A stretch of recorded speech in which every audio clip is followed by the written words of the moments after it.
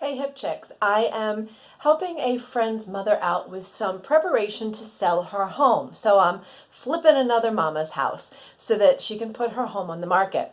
And her realtor told her that all of the brass handles throughout her house were dated and that if she wanted to sell her house faster, she should swap everything out. Well, that sounds all fine and dandy.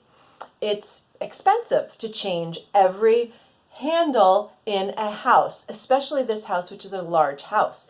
So I said to her, that's fine, go buy new hardware. So I'm replacing all these handles for her. But the question came of, what do you do with the hinges?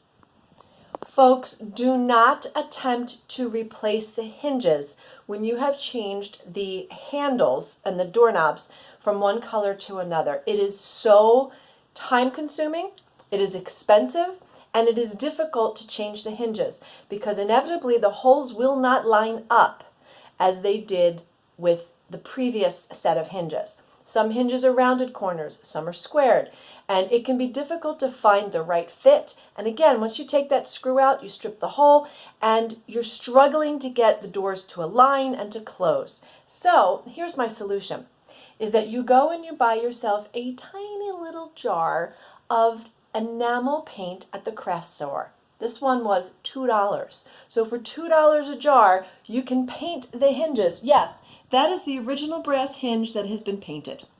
And my client was so smart, she asked her granddaughter, who is 17 years old, to come over and give her a hand. So her granddaughter's been painting the hinges after I replaced the handles. So it's an easy way to get a cute, quick flip without making yourself nuts.